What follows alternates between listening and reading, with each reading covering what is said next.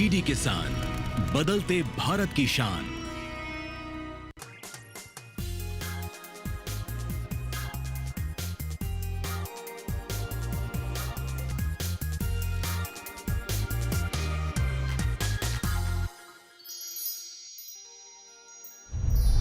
गांधी जयंती के मौके पर प्रधानमंत्री ने आत्मनिर्भर गांवों के निर्माण पर दिया जोर और ग्रामीण क्षेत्रों के नागरिकों से सबकी योजना सबका विकास अभियान में सक्रिय भागीदारी करने की अपील। जून से सितंबर तक देश में औसत बारिश 107.6%, 2020 के बाद सबसे अधिक हुई बारिश। सेबी ने वायदा और विकल्प बाजार में अटकलों पर लगाम लगाने के लिए 6 नए निर्देश किए जारी। डेरिवेटिव बाजार से खुदरा निवेशकों को रोकने के उद्देश्य से उठाया गया कदम।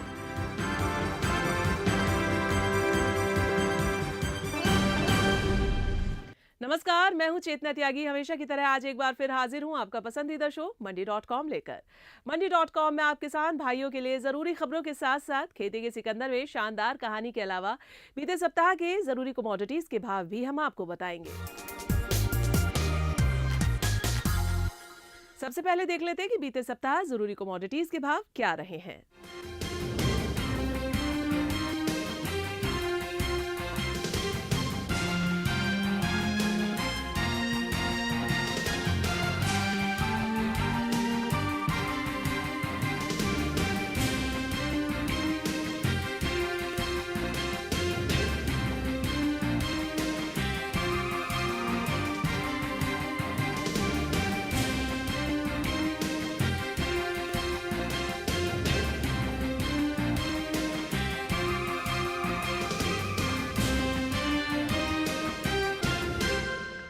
और अब एक नजर डाल लेते बीते सप्ताह की खेती किसानी की बड़ी खबरों पर। प्रधानमंत्री ने 2025-26 के लिए ग्राम पंचायत विकास योजना जीपीडीपी तैयार करने की अपील की है। उन्होंने ग्रामीण क्षेत्रों में इस प्रक्रिया में सक्रिय रूप से भाग लेने का आग्रह किया है और आत्मनिर्भर गांवों के निर्माण पर जोर दिया है। प्रधानमंत्री ने प्राचीन वेदों की एक पंक्ति विश्वम पृष्ठम ग्रामे अस्मिन् अनातुरम से प्रेरणा लेते हुए कहा कि जैसे विश्व अपने आप में पूर्ण है, वैसे ही हमारे गांवों को भी सक्षम, सशक्त और समृद्ध होना चाहिए। सबकी योजना सबका विकास एक जन योजना अभियान है जिसका मकसद जमीनी स्तर पर लोकतंत्र को मजबूत करना और ग्रामीण भारत के विकास में भागीदारी को बढ़ावा देना है। 2 अक्टूबर को इस जन योजना अभियान की शुरुआत की गई, जिसका मकसद 2025-26 के लिए पंचायत विकास योजनाएं तैयार करना है। पाम तेल की खेती पर राष्ट्रीय मिशन के तहत राष्ट्रीय स्तर की समीक्षा और कार्यशाला गुवाहाटी में सफलतापूर्वक संपन्न हुई। ये 2 दिवसीय कार्यक्रम भारत सरकार के कृषि एवं किसान कल्याण विभाग के सहयोग से असम के कृषि विभाग ने आयोजित किया था। इस कार्यक्रम में सरकारी निकायों, निजी कंपनियों, किसानों और अंतर्राष्ट्रीय संगठनों ने सक्रिय रूप से भाग लिया। कार्यशाला में पाम तेल की खेती से जुड़ी चुनौतियों, संभावनाओं और सरकार से दी जा रही सहायता पर विस्तार से चर्चा की गई। असम के कृषि मंत्री श्री अतुल बोरा ने सम्मेलन में पाम तेल की खेती के रणनीतिक महत्व पर जोर दिया। मौसम विभाग यानी आईएमडी के मुताबिक जून से सितंबर तक देश में औसत बारिश 107.6% रही, जो 2020 के बाद सबसे ज्यादा है। सितंबर में औसत से 11.6%, जुलाई में 9% और अगस्त में 15.3% अधिक बारिश दर्ज की गई। सितंबर में औसत से अधिक बारिश का मुख्य कारण मानसून की देरी से वापसी थी, जिससे भारत के कुछ क्षेत्रों में चावल, कपास, सोयाबीन, मक्का और दाल जैसी गर्मियों में बोई जाने वाली फसलों को नुकसान हुआ। हालांकि वर्षा से मिट्टी की नमी बढ़ी है, जिससे सर्दियों में बोई जाने वाली फसलों जैसे गेहूं, रेपसीड और चना को फायदा होगा। सेबी ने वायदा और विकल्प बाजार में अटकलों पर लगाम लगाने के लिए 6 निर्देश जारी किए हैं। ये कदम डेरिवेटिव बाजार से खुदरा निवेशकों को रोकने के मकसद से उठाया गया है। पिछले 9 सालों में यह अनुबंध आकार में पहला बदलाव है। सेबी ने बीते मंगलवार को इंडेक्स डेरिवेटिव ट्रेडिंग फ्रेमवर्क में 6 प्रमुख बदलावों का ऐलान किया। इन उपायों में शामिल हैं अनुबंध के आकार को 5 लाख रुपए से बढ़ाकर 15 लाख रुपए करना, मार्जिन आवश्यकताओं को बढ़ाना, खरीदारों से विकल्प प्रीमियम का अंतिम संग्रह रोकना। इन बदलावों का मकसद खुदरा निवेशकों के लिए प्रवेश को सख्त बनाना है ताकि अटकलों पर नियंत्रण पाया जा सके। इन उपायों को चरणबद्ध तरीके से लागू किया जाएगा। उत्तर प्रदेश सरकार ने 1 अक्टूबर से राज्य भर में धान की खरीद शुरू कर दी है। किसानों को बिक्री के 48 घंटे के भीतर भुगतान किया जा रहा है। धान के लिए न्यूनतम समर्थन मूल्य 2,300 रुपए प्रति क्विंटल निर्धारित किया गया है, जबकि ग्रेड ए धान के लिए मूल्य 2,320 रुपए प्रति क्विंटल रखा गया है। इसके अलावा किसानों को उत्पाद को उतारने, छलनी करने और साफ करने के लिए 20 रुपए प्रति क्विंटल की दर से भरपाई की जाएगी। इस व्यापक खरीद प्रक्रिया को सुचारू रूप से चलाने के लिए खाद्य एवं नागरिक आपूर्ति विभाग ने राज्य भर में लगभग 4,000 खरीद केंद्र स्थापित किए हैं। भारत के कॉफी निर्यात ने मौजूदा वित्तीय साल की पहली छमाही में मूल्य के हिसाब से 55% की वृद्धि दर्ज की, जो 929.95 बिलियन डॉलर रही। पिछले साल ये 601.58 बिलियन डॉलर थी। ये वृद्धि वैश्विक कीमतों में बढ़ोतरी के कारण हुई है। मात्रा के हिसाब से निर्यात 15% बढ़कर 2.20 लाख टन से अधिक हो गया, जो पिछले साल 1.91 लाख टन था। कॉफी निर्यात में तेज वृद्धि मुख्य रूप से अंतर्राष्ट्रीय बाजार में कॉफी की बढ़ती मांग और भारत से उच्च गुणवत्ता वाली कॉफी की आपूर्ति के कारण संभव हो सकी है। और फिलहाल यहाँ वक्त हो गया एक छोटे से ब्रेक का। ब्रेक के बाद आपको दिखाएंगे खेती के सिकंदर में कैसे कपास की खेती किसानों के लिए आर्थिक लाभ, रोजगार के अवसर और उद्योग के विकास का एक महत्वपूर्ण स्रोत बन चुकी है। इससे किसानों की आय में वृद्धि होती है और जो उनके जीवन स्तर को सुधारने में मदद करती है। साथ ही कपास की खेती से जुड़े उद्योगों में उत्पादन और रोजगार के नए अवसर उत्पन्न होते हैं।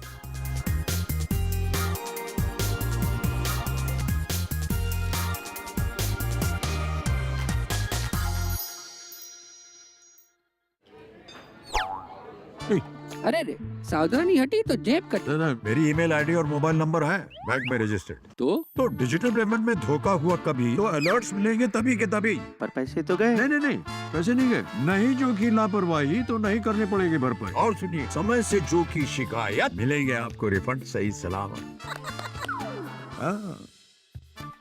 अभी यह कहता है कि जानकार बनिए, सतर्क रहिए।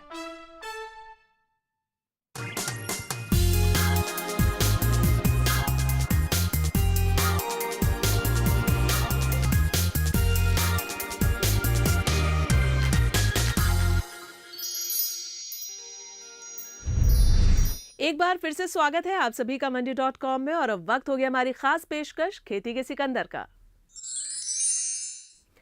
कपास का तेल उद्योग भारतीय अर्थव्यवस्था में एक महत्वपूर्ण स्थान रखता है, जो कृषि क्षेत्र को मजबूती प्रदान करने के साथ साथ कई किसानों के लिए कई लाभ भी पैदा करता है। इस उद्योग के विकास ने किसानों की आय में उल्लेखनीय वृद्धि की है, नए रोजगार के अवसर पैदा किए हैं और फसल विविधता को बढ़ावा दिया है। कपास के तेल का उत्पादन अब किसानों के लिए एक स्थायी आय स्रोत बन चुका है, जिससे उनकी आर्थिक स्थिति में सुधार हुआ है।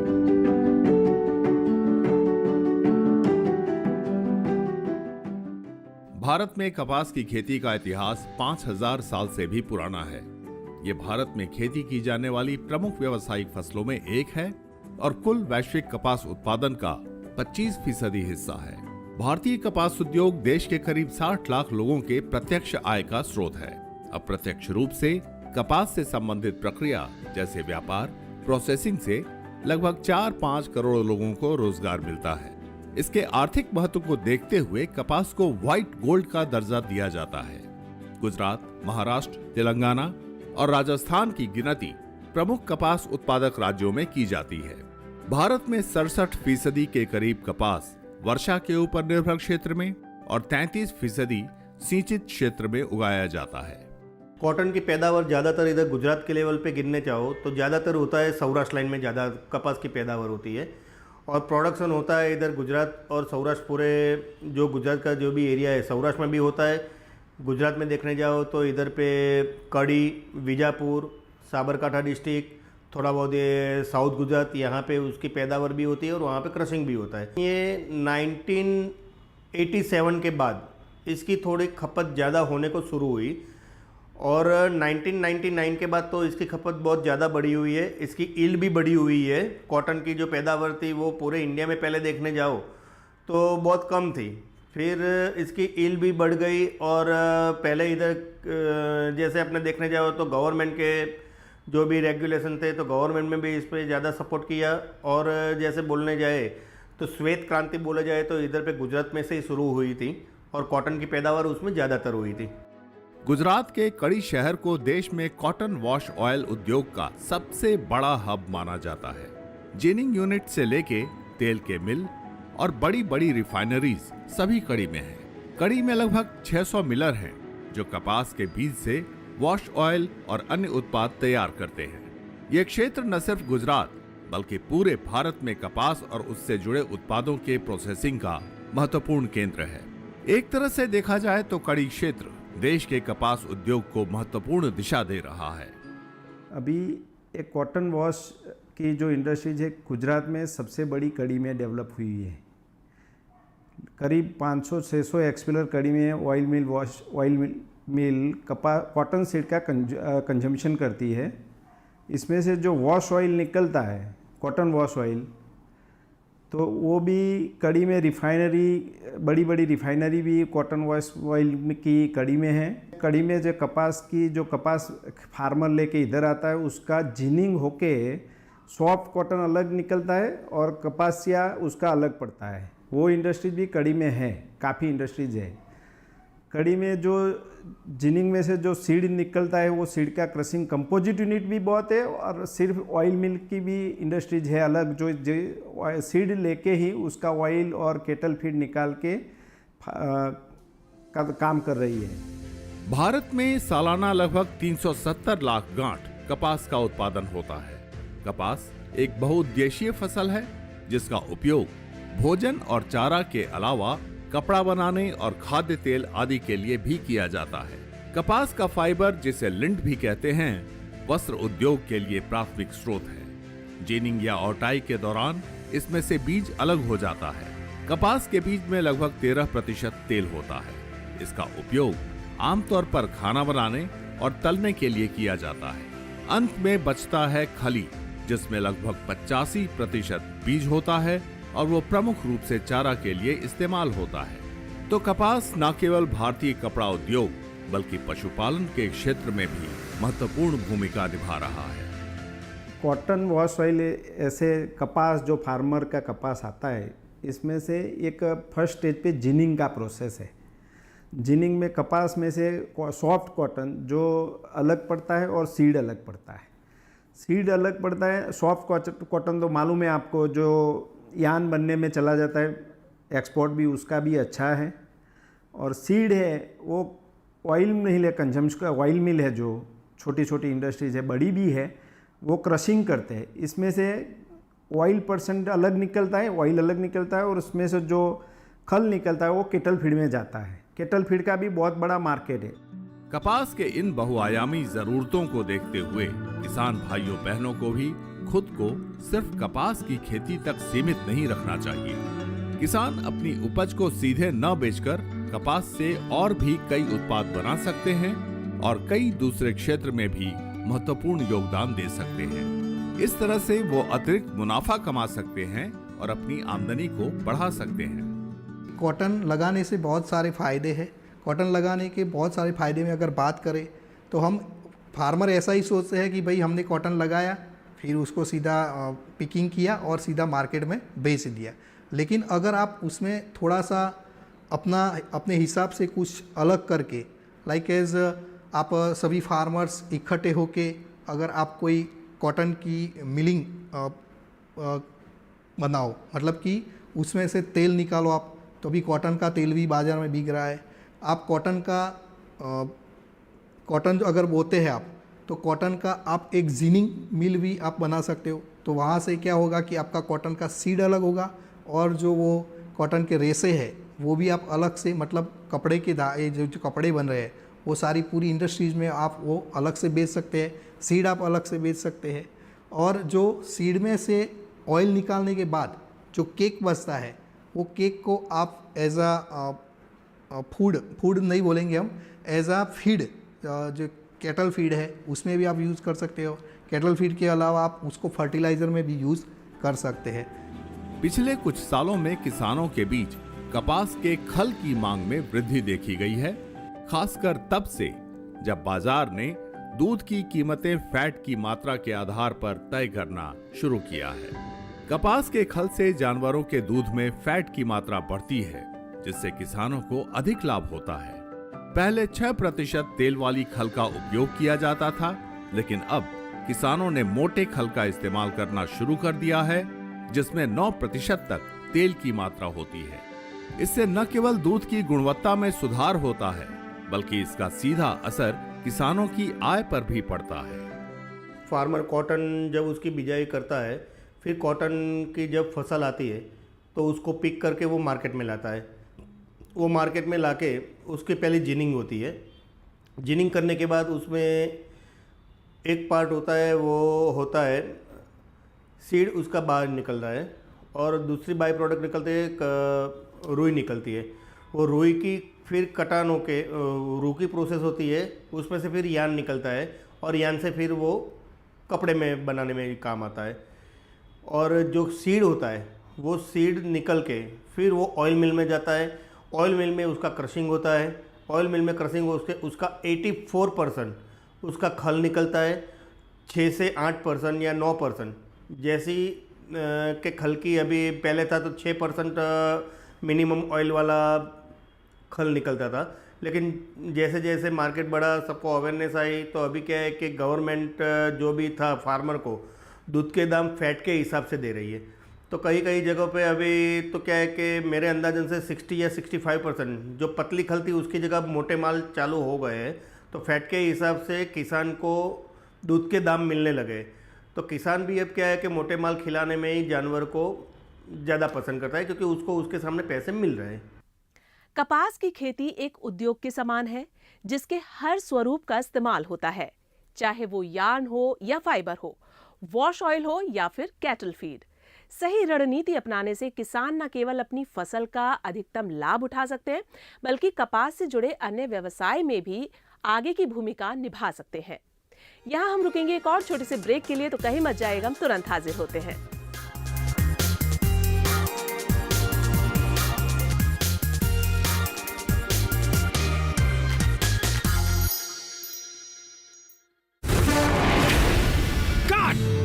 सुरक्षा की गारंटी हर चीज में जरूरी है, चाहे वो मुश्किल स्टंट हो या अच्छी फसल। इसलिए ले आइए IIL के ट्रैक्टर ब्रांड का शिनबा, जो देता है सुंडी और ट्रिप से सुरक्षा की गारंटी।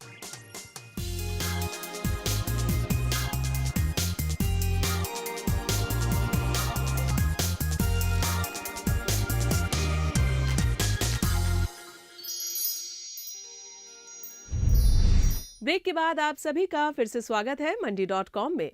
ब्रेक में जाने से पहले हम आपको बता रहे थे कपास की खेती से जुड़े महत्वपूर्ण उद्योगों के बारे में। जहां कपास कृषि क्षेत्र में नई संभावनाओं को जन्म दे रहा है, वहीं एक सच और भी है जो किसानों को लगातार परेशान करता आया है: फसलों की मूल्य अस्थिरता का जोखिम। किसान इससे निपटने के लिए अब वायदा बाजार की ओर रुचि दिखा रहे हैं। वायदा बाजार एक ऐसा माध्यम है जिससे किसान भविष्य की मूल्य जोखिम का प्रबंधन कर सकता है। National commodity and derivative exchange ने हाल ही में कॉटन वॉश ऑयल को लेकर वायदा कॉन्ट्रैक्ट लॉन्च किया है, जिससे किसानों को बाजार की अस्थिरता के जोखिम से बचने का अवसर मिलेगा। कॉटन कल्टीवेशन का फ्यूचर बहुत अच्छा है आगे जाके, क्योंकि बहुत सारी ऐसे प्लेटफॉर्म है जहां आप उसका सेल करके अच्छा सा मुनाफा ले सकते हैं। लाइक एज अभी NCDX का एक सीड को लेके एक प्रोजेक्ट चल रहा है कि आप वहाँ बेचते हैं तो आपको जो प्राइस का एक भय है, मतलब कि आपको प्राइस का फ्लक्चुएशन का जो डर है वो आप वहाँ कम कर सकते हैं। और फ्यूचर में वो बहुत सारा एक प्लेटफॉर्म स्ट्रॉन्ग होने वाला है। तो सभी फार्मर्स भाइयों का हमारा एक निवेदन है कि भाई आप जो कॉटन से भाग रहे हैं, उसके अलावा कॉटन से आप दूर जो हो रहे हैं वो दूर ना हो के आप कॉटन को कल्टीवेशन में ले। कॉटन वॉश ऑयल के फ्यूचर कॉन्ट्रैक्ट के कारण उद्योग को एक सुरक्षा कवच मिल गया है। किसान अब बीज, फाइबर और वॉश ऑयल के बाद पूरे के पूरे कॉटन कॉम्प्लेक्स के वायदा बाजार में हिस्सा ले सकता है। ये कदम वॉश ऑयल मिल और जिनिंग इंडस्ट्री के लिए एक सुरक्षित और स्थिर व्यावसायिक माहौल तैयार करेगा, जिसका सीधा फायदा किसानों को मिलेगा। फ्यूचर NCDX का अच्छा चलेगा और उसके एक इंडस्ट्रीज भी सेफर साइड हो जाएगी, क्योंकि उसका माल जब सीड लेते हैं तो उसका कैलकुलेशन करके जो वॉश निकलना है वो फिजिकल डिमांड नहीं हो तो फ्यूचर में बेच के भी वो इंडस्ट्री चला सकते हैं। इसलिए कॉटन वॉश ऑयल मिल का वॉश का वो जो फ्यूचर चालू किया है वो इंडस्ट्रीज के लिए अच्छा है। प्राइस भी फ्लक्चुएट होगी तो कपास का प्राइस भी वॉश का वो ऑयल मिल वाले और जिनर्स सिक्योर हो जाएंगे तो कपास का भाव भी अच्छा मेंटेन होगा। वो भी फ्यूचर होगा तो होल्ड करने की कैपेसिटी भी इंडस्ट्रीज की बढ़ जाएगी। होल्ड करेंगे बाद में समझ लो ये वॉश ऑयल मिल हर सालों से हम देखते हैं तो समझ लो ये जून महीने के बाद वॉश ऑयल का भाव काफ़ी अच्छा रहता है तो होल्डिंग कैपेसिटी बढ़ेगी। ऐसे तो वॉश का भाव ऊंचा आएगा। जैसे वॉश बेसिकली तो कपास में से ही बनने वाली चीज़ है तो फार्मर का उसको कपास का भाव भी इस हिसाब से अच्छा मिलेगा, वो फार्मर को भी फायदा ही है। वर्तमान समय में कई अनिश्चितताएं हैं जो मूल्य जोखिम को न्योता देती है। चूंकि कपास एक महत्वपूर्ण नगदी फसल है, साल 2023-24 में जनवरी 2024 तक कपास निर्यात का मूल्य 5.3 बिलियन अमेरिकी डॉलर तक पहुंच गया। थोड़ी सी भी वैश्विक अस्थिरता इसके उद्योग को प्रभावित करती है। हाल में जैसे बांग्लादेश में राजनीतिक उठापटक के कारण भारत के कॉटन मार्केट को भी झटका लगा, लेकिन हेजिंग के कारण किसान इस उतार चढ़ाव से बहुत हद तक सुरक्षित रह सकते हैं। कल क्या होने वाला है किसी को कुछ पता नहीं है, लेकिन एक प्लेटफॉर्म मिलता है कि कल शायद ये हो सकता है कि जैसे कि रात को क्या होने वाला है, जैसे कि अभी हम पिछले 1.5 साल से देख रहे हैं कि रसिया और यूक्रेन का जो भी प्रॉब्लम हुआ तो वो हिसाब से इंडस्ट्रीज को भी और सभी लोगों को कुछ ना कुछ प्रॉब्लम हुआ है। कि जैसे कि किसी का अभी हाल ही में देखने जाओ तो बांग्लादेश में जैसे कॉटन की बेल्स का जैसे जिन लोगों ने माल भेजा था तो वहाँ पे प्रॉब्लम वहाँ पे हो गया। अगर हेजिंग की सब लोगों ने किया है और मार्केट उस टाइम पे जो क्रैश हुआ तो उसमें जिसने हेज किया होगा तो वो लॉस से बच गए। अगर किसी ने लॉस से बच गए, अगर किसी ने नहीं किया है तो वो लॉस सबको बेयर करना पड़ा है।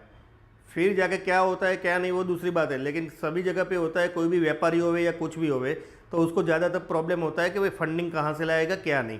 तो अगर ये प्लेटफॉर्म पे अगर काम करते हो तो कोई भी बैंक होवे या कोई भी प्राइवेट कंपनियाँ होवे तो वो उसमें इजीली फंड दे सकती है। कपास की खेती किसानों के लिए कई मायनों में लाभकारी है। बीटी कॉटन और हाइब्रिड कॉटन भी ऐसे मुद्दे हैं जो कपास की खेती को नया आयाम दे रहे हैं। जरूरत है कि किसान पारंपरिक कृषि के तरीके से ऊपर उठकर कृषि व्यवसाय के अवसरों को भी समझे और खुद को सशक्त करे। इस दिशा में मंडी.com आप किसान भाई बहनों के साथ अग्रसर रहेगा और ऐसी ही महत्वपूर्ण जानकारियां आप तक लाता रहेगा।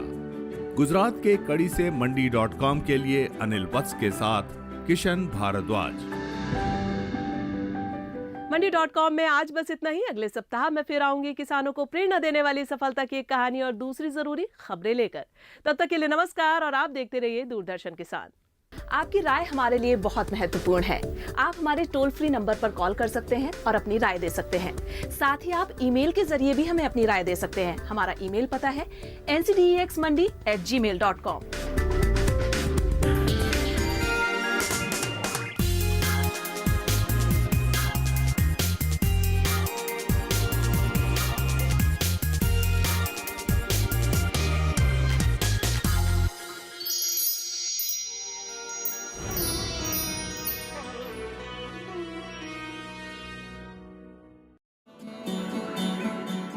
राजा के प्रति प्रजा